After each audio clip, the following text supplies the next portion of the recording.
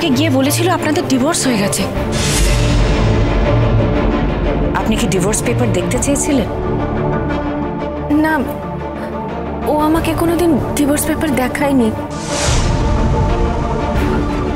আপনি একবার ভেরিফাই পর্যন্ত করলেন না যে ডিভোর্সটা হয়েছে না হয়নি?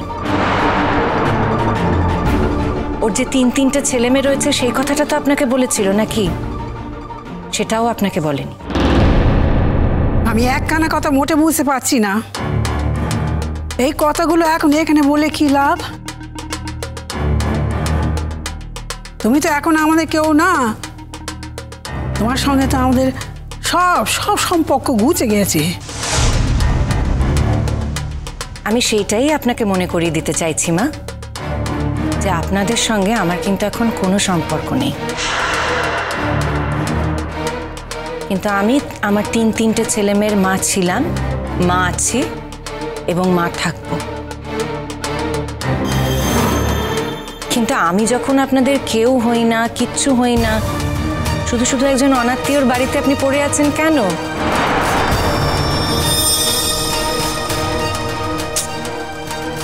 আপনার তো আত্মসম্মানে লাগার কথা।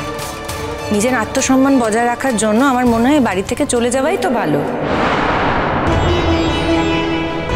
তাছাড়া আপনার তো ছেলে আছে, আপনার একমাত্র ছেলে,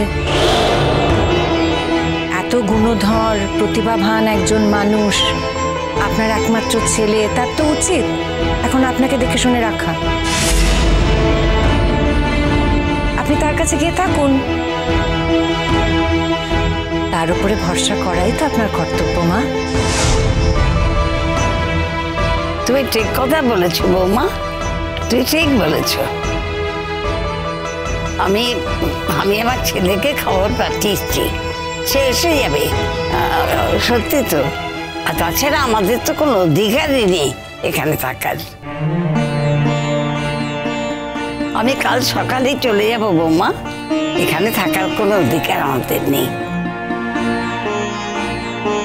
আর সত্যি অন্যায় আমি আর সহ্য করতে পারছি না বৌমা। তোমাকে অনেক অকথা কুকথা বলেছি, কিছু মনে করো না। কিন্তু সেদিন বুঝতে পারিনি, বিশ্বাস করে বুঝতে পারিনি যে তোমার জীবনে এত বড় একটা ঘটনা ঘটিয়ে রেখেছি চাঁদু। জানি এখন তো আমাকেই সবাই দোষ দেবে। ছেলেটা যে কতটা অসহায়, কতটা পরিস্থিতির শিকার হয়েছে সে, কেউ বুঝবে না। ওর ভেতরের কথাগুলো তো কেউ জানবে না, জানলেও কারোর সৎসাহস নেই যে বলে।